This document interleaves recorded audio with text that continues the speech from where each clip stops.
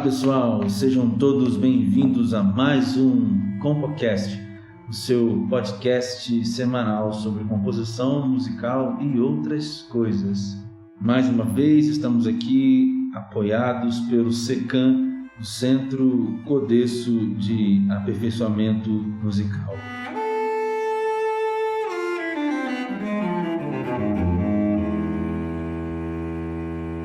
Pois bem, hoje eu gostaria de falar com vocês rapidamente sobre essa questão dos sentimentos e das sensações, essa relação entre música e sentimentos e sensações, no sentido de que a música pode não só os revelar, mas também pode os instigar, pode fazer surgir, pode potencializar sentimentos, sensações. E eu gostaria de começar contando, nesse podcast, a história de Orfeu. Orfeu, que era um herói na mitologia grega, filho de Calíope. E a história de Orfeu é mais ou menos assim. Calíope, a mãe de Orfeu, era uma musa de bela voz, mas o pai do Orfeu a gente não tem muita certeza de quem tenha sido. Algumas fontes consideram Orfeu como filho de Apolo, outras de Eagro, o rei da Trácia. Orfeu representa a virtude do músico e do poeta por excelência. Ele canta melodias tão fabulosas ao som da lira que até os homens brutos e os animais selvagens se acalmam e o seguem, enquanto as árvores e a natureza se curva quando ele passa com a sua presença musical. Quando participou da expedição dos Argonautas ao lado de Jasão, ficou encarregado de manter a cadência dos remadores que iam remando, levando a nau, o barco de Jasão. Com a sua música ele pacificava a tripulação nas confusões e até mesmo animava as tempestades. Quando a embarcação passou próximo a terríveis nereidas, que eram sereias assassinas, que cantavam para atrair os homens ao engodo fatal do mar, o Orfeu conseguiu serenar a sanha dos marinheiros através da sua música. Por isso tudo ele foi considerado sacerdote da nau dos Argonautas e iniciado nos mistérios da Samotrácia por convite dos próprios deuses. Ele era o único herói do ciclo de mitos antigos que se valia unicamente da música para exercer o seu poder. Então, o poder do Orfeu era exclusivamente e unicamente a música. Era o único dos deuses dos mitos antigos, dos mitos da Grécia Antiga, que exercia seu poder a partir da música. E existe uma aventura de Orfeu que foi talvez a mais contada sobre Orfeu. E é a seguinte: Orfeu ele teve que descer ao reino dos mortos, que era o reino de Hades, para buscar a sua amada, a Eurídice. E como que isso aconteceu? Após ele se casar com a Eurídice, essa bela Eurídice, porque ela era muito bonita, ela chamava atenção. Ela chamou atenção, então, ela atraiu um apicultor chamado Aristeu. E esse homem começou a persegui-la, e a investir nela. E aí a Eurídice, assustada, então ela sai fugindo. Mas nesse afã, nessa correria, ela pisa numa serpente, ela morre, porque ela leva uma mordida fatal daquela serpente. Com a morte da sua amada, da Eurídice, Orfeu ficou assim, desolado, desconsolado, ficou desavivado. Quando ele tocava e cantava, sua melodia inspirava tanta amargura, tanta tristeza, que as árvores e os animais choravam com ele. E aí então Orfeu toma uma decisão, ele vai descer até o Hades, chamada também de a casa dos muitos, para resgatar, o seu amor. E na travessia, desde o rio Estige até o reino dos mortos, o poder de sua música vai vencendo ali todos os obstáculos. Bom, aí quando Orfeu chega, lá no reino de Hades, então Hades, vê Orfeu ali e fica transtornado, ele fica assim, muitíssimo transtornado com a entrada de um humano vivo no mundo dos mortos, porque ali era o lugar dos mortos, mas o Orfeu, com sua música, foi percorrendo o caminho até o Hades, vencendo os obstáculos, que eram muitos, para resgatar a sua amada. E aí a Perséfone, que era a esposa do Hades, intervém a favor do Orfeu, para que Hades não destrua Orfeu. Então, por causa dessa intervenção da Perséfone, Hades então faz uma proposta para Orfeu. Ele decide libertar Eurídice, a amada de Orfeu, com uma condição. Orfeu não poderia olhar para trás nenhuma vez até que a sua amada tivesse chegado à luz do sol. Se Orfeu então olhasse para trás, Eurídice viveria para sempre, por toda a eternidade, no Hades. Bom, na saída do túnel obscuro que leva de volta à terra, então no final daquele caminho, ali indo Orfeu e Eurídice, então o herói Orfeu ele hesita, e aí ele olha para trás para ter certeza de que Eurídice estava realmente no caminho, porque ele não queria perder, a sua amada. E essa dúvida do Orfeu custou a vida de Eurídice. O rei dos mortos, o Hades, foi inflexível no cumprimento, do pacto que eles haviam feito, tomando de vez e para todo sempre a alma da jovem. Orfeu então passou a viver uma existência infeliz. O estado lamurioso do poeta enfureceu, as bacantes. Bacantes eram seguidoras de Dionísio, que destroçaram seu corpo e lançaram os pedaços aos quatro cantos. Olha, pegaram a cabeça de Orfeu e jogaram no rio. E logo que a cabeça de Orfeu caiu, as águas começaram a cantar serenamente. Após a morte de Orfeu, a sua lira foi posta no céu como uma constelação.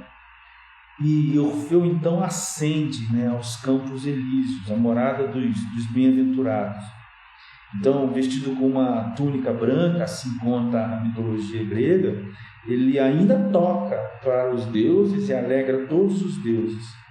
E ele teria sido ainda sacerdote fundador dos ritos místicos de Dionísio e adorador de Apolo. Nessas tradições antigas, nesses relatos da mitologia grega, a música aparece como uma forma de cura da alma. As histórias do Orfeu invocam a ideia muito presente, por exemplo, na musicoterapia, porque a ação da música está numa espécie de purificação emocional, em ancorar, em assim trazer um bom equilíbrio entre a harmonia do mundo e a harmonia do humano. Essa ideia já a gente vai voltar a falar sobre ela. E essa ideia ficou tão ligada ao herói, a essa perspectiva, que inspirou a origem do canto orfeônico, que é uma forma de coral moderna que tem como base os conteúdos pedagógicos e terapêuticos da música.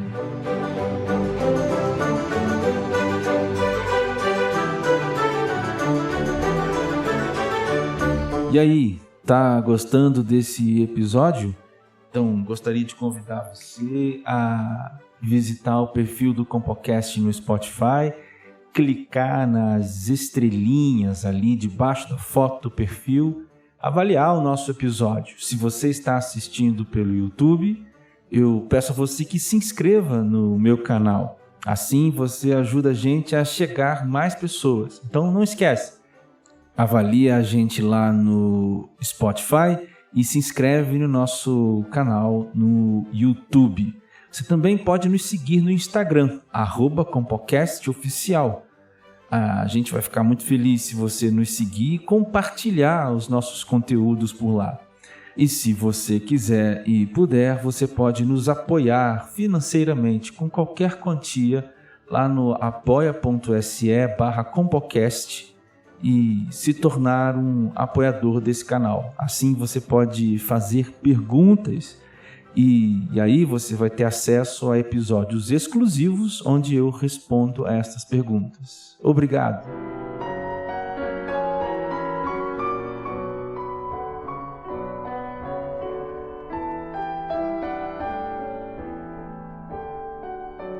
Bom, você viu que essa história que eu lhe contei, né, de Orfeu, ela tem 2 pontos básicos que eu gostaria de discutir com vocês agora aqui, bem rapidamente.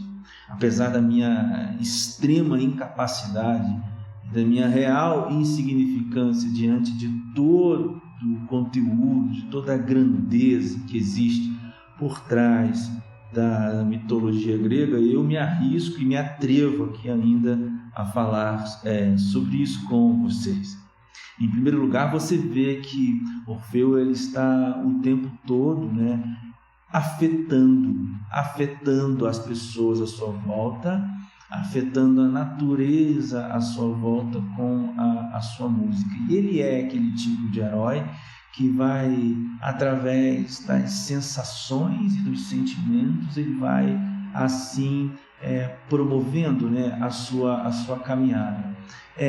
Talvez se você pensar na imagem de um super-herói que tem um superpoder, o superpoder de Orfeu era produzir uma música capaz de provocar ódio, amor, ternura, sentimento de coragem, numa guerra, por exemplo, enfim.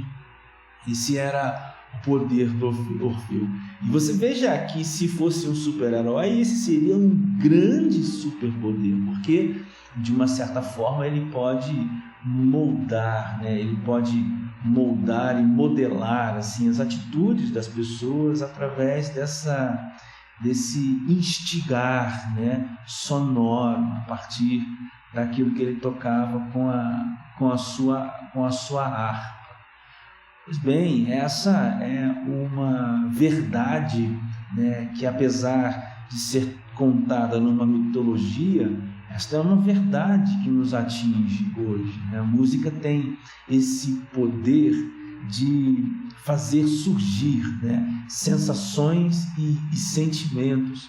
Tanto é que você tem, por exemplo, né, o caso do cinema mudo, né? Você tinha a imagem, né, obviamente, sem som, e há realmente muito sentido na imagem, mas aquela imagem ela era assim muito fortalecida pela trilha sonora que, no caso, era tocada ao vivo, né? Até mesmo hoje, nos filmes de hoje, nas trilhas, né, de hoje, como a música assim evoca sensações e sentimentos. Mas a gente tem também um outro exemplo, que é o exemplo da musicoterapia, né? Como sons, né, certas sonoridades, sons, eles estão atuando não só, né, no campo da cognição, né, no campo da neurociência, né, mas também estão atuando, né, os procedimentos musicoterapêuticos atuam também nessa mesma questão, né, de promover sensações e promover sentimentos, né? Um terceiro exemplo que eu daria seria a nossa própria vida, assim, a trilha sonora da nossa vida, né? Você veja como nós, por exemplo, enquanto estamos assim apaixonados, né, nós ouvimos tantas e tantas músicas, né?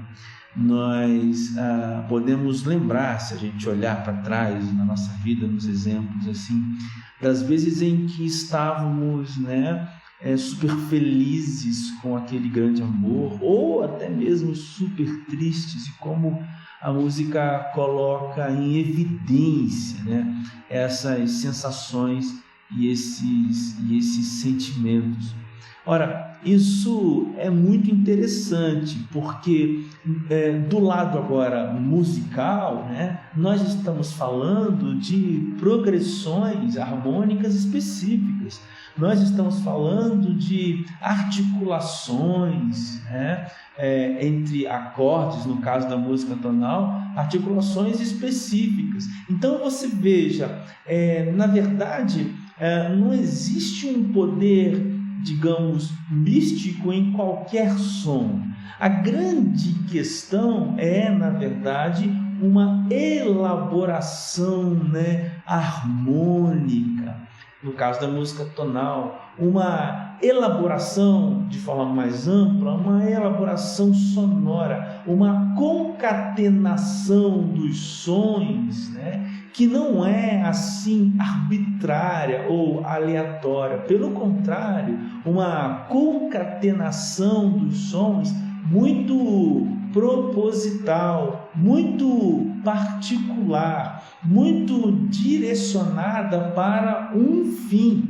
E isso é assim extraordinário, porque expõe, né, essa capacidade de, digamos, manipulação sensorial a partir da música, utilizando suas próprias engrenagens. Isso nos leva a perceber que o papel do compositor é um papel fantástico, porque o compositor, se então souber manipular estas coisas, ele vai também instigar pessoas a tais sensações, a tais sentimentos, e muito mais do que isso, né? Este compositor, ele poderá conectar-se consigo mesmo e dar voz aos próprios sentimentos e sensações que o permeiam, né? Que estão nele mesmo vivendo, que estão atravessando o próprio compositor. Então veja que há uma ampliação aqui do entendimento acerca do poder, né, de persuasão sensorial que existe na música. Não são simplesmente sons, como nós de repente podemos pensar, mas é uma concatenação pensada, almejada, querida, pensada previamente para que produza tais efeitos. É claro que nós podemos fazer uma próxima pergunta, né? Ora, quais são estes encadeamentos? Esse é um papo, essa questão ela é um papo para um próximo Compocast, porque precisamos tocar essas progressões, né, e explicá-las, como elas vão se fortificando, né, e se tornando parte de uma linguagem dentro da história mesmo, né, da música. E, por fim, eu gostaria de dizer, né, e de sublinhar essa questão da relação entre a harmonia do universo e a harmonia do mundo. Aí eu resgato aqui de novo a questão da musicoterapia. Você veja que, para o pensamento grego, há uma ideia de que a harmonia, né, primeiro, né, uma relação cósmica, né, de um bom equilíbrio entre o equilíbrio existencial entre os entes, né, que é estabelecido também aqui, né, na Terra. E o Orfeu, né, era um deus, sim, um herói, né, que tinha essa habilidade também, né, que a sua música podia também alcançar, né, esse patamar de propor uma relação de equilíbrio entre o cosmos, porque ele já está harmonizado, né, vivendo em harmonia pelos deuses, né, e os deuses que cuidam disso, enquanto Orfeu, com a sua música, organizava e harmonizava a natureza e as pessoas e o humano, o universo do interior do ser humano. Isso é muito interessante de pensar, né, de olhar para o Orfeu dessa maneira, porque isso revela, né, mais uma vez, o poder da musicoterapia, como nós já falamos aqui. Essa ideia de essa promoção, né, de uma associação entre uma harmonia cósmica e uma harmonia interior e uma harmonia também que extrapola o interior e conecta as pessoas, né, num sentido mais existencial, localizado no planeta, nesse momento, né, localizado no espaço e localizado no tempo.